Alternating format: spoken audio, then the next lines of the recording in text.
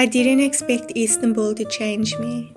This was meant to be a simple stopover in Turkey for 1 month while working remotely after a trip in Jordan. But what I didn't realize at the time was how easy it is to fill your life with things that don't actually feel like you. This was my first time doing a solo trip since 7 years ago, but the key focus still remained the same: budget travel, public transport, hostels, dorm rooms, and making my own meals. The reality of public transport is that the bus stops are like 10 or more minutes away sometimes, and you have to walk to it with an 18-kilogram bag on your back in the dark.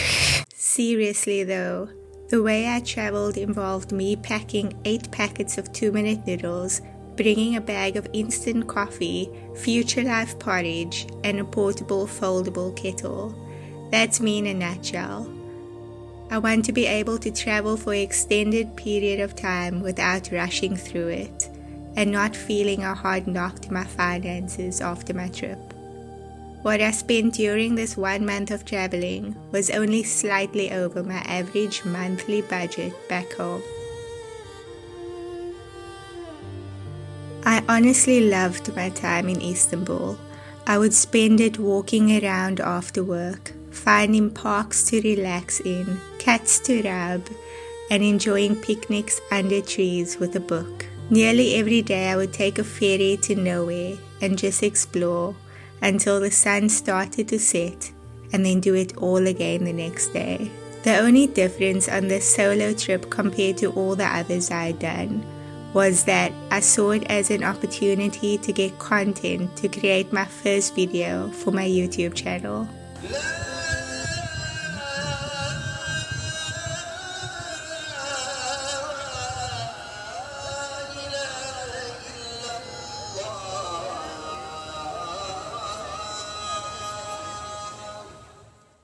I had planned to get the video content on the weekends when I had the full day to myself to go to all the must-see tourist attractions. I had convinced myself that this is what good content was supposed to look like. But there was just one problem: I don't dwell in crowds.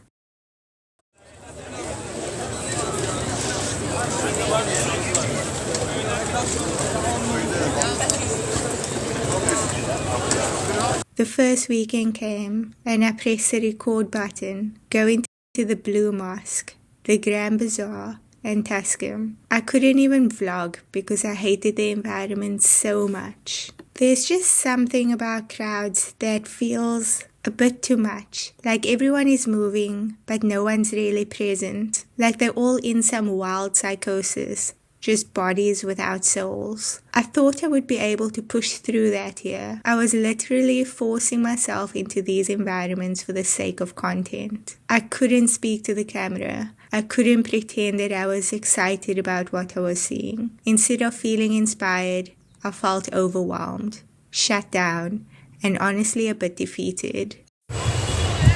I don't know what that was, but I couldn't walk that path any longer. I am peopled out. It's like flipping apocalypse where everyone's walking down that street.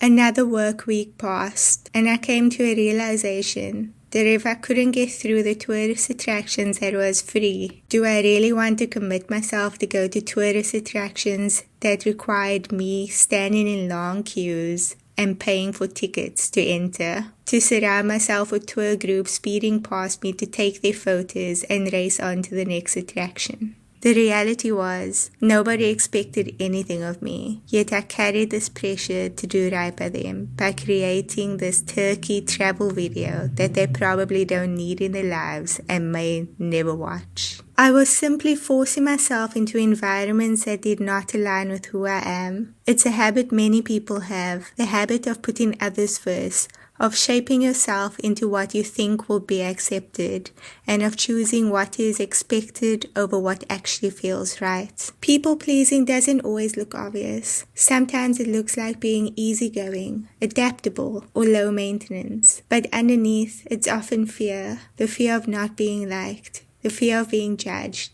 the fear of not being enough as you are. Over time, that fear teaches you to abandon your own needs in small, almost invisible ways, until one day you realize you don't actually know what you enjoy anymore without someone influencing it. What unsettled me the most was realizing I was doing that here, while I was completely alone in another country. I was trying to create a version of this trip for people who didn't exist, placing the imagined expectations above my own experience. When that reality sunk in, I became okay with the fact that I don't owe anyone a video. I just started doing what brought me joy again. And that's when I began to speak naturally on camera, without the pressure to perform or sacrifice my time and happiness.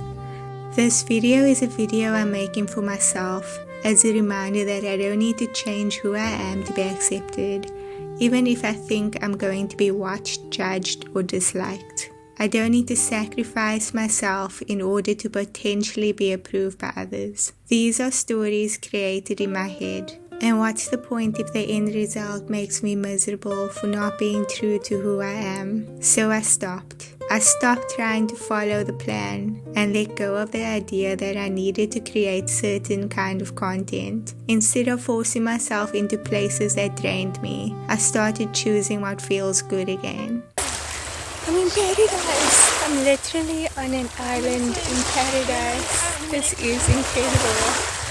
I returned to the parks. I went for runs in the morning. I walked through the city until I got completely lost, then would find my way back home. I allowed myself to slow down and be present, and I realized that sitting on a quiet bench with a cat brought me more joy than any museum could. I stopped being a tourist and started being a traveler. There are only 2 experiences I chose to pay for, not because I felt like I should, but because I genuinely felt drawn to them. The first was learning how to make Turkish coffee, followed by having my fortune read from the patterns left in the cup. The man reading my fortune told me he could see a huge tree with its roots running deep into the ocean, that I was someone that drew energy from being in nature. That part felt so true. The rest of my fortune was very generic. It could apply to anyone. What stayed with me was the idea of being grounded, of having roots, of being connected to something deeper than the constant movement and validation.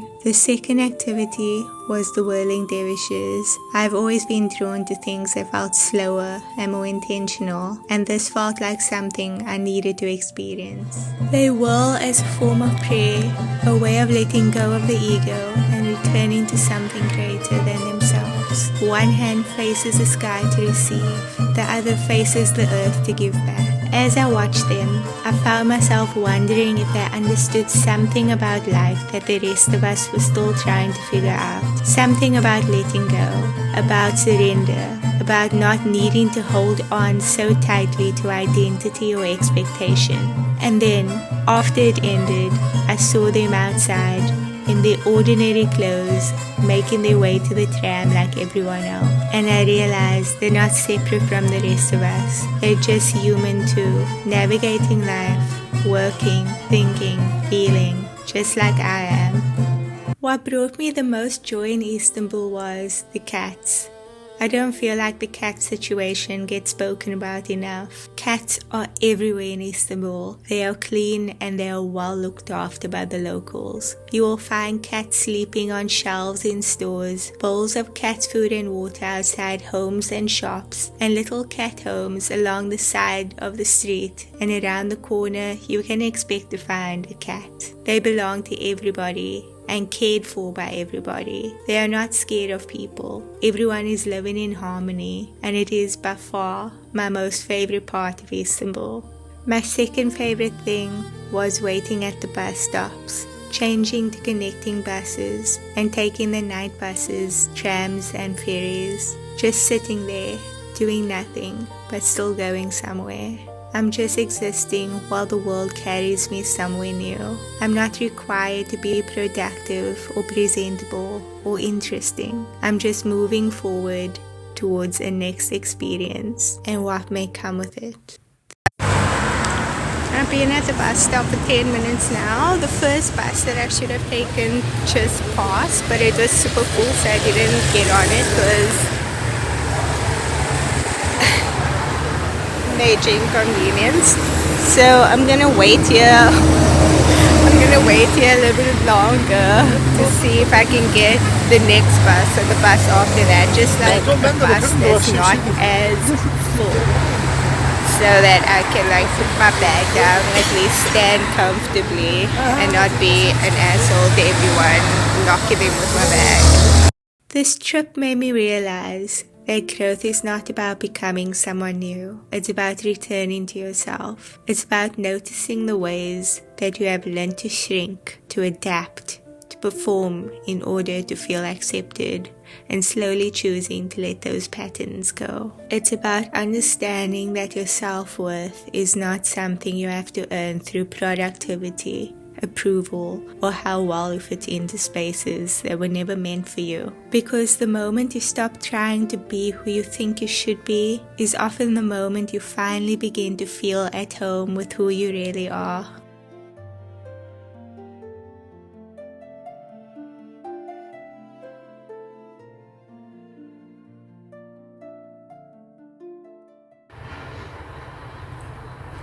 Oh, there was like a hornet on my watch.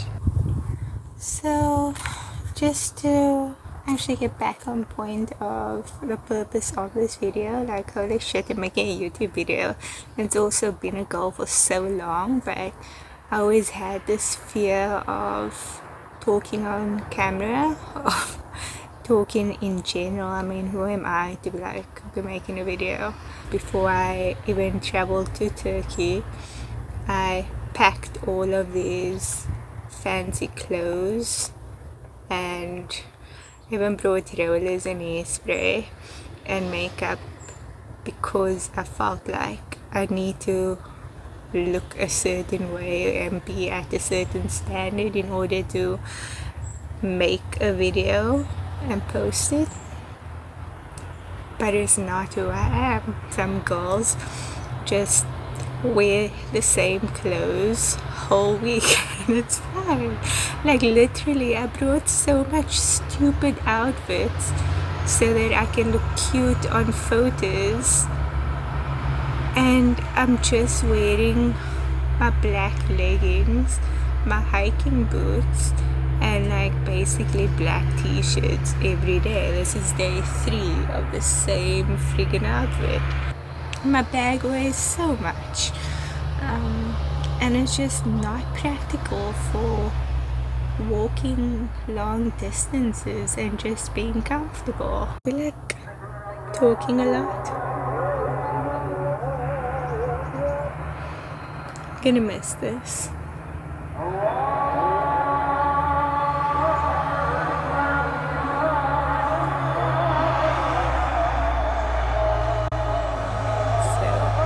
We'll see where this journey goes, and I'm super excited about it. I'm also excited for Cappadocia that I will be in tomorrow this time, God willing, taking a bus to a bus stop that isn't the correct bus stop.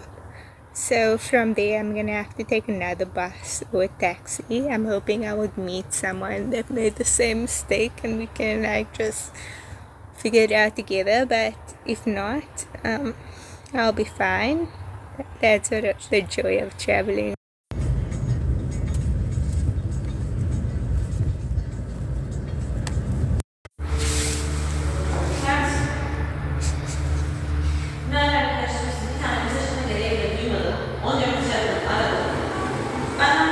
Another bus terminal, another cat.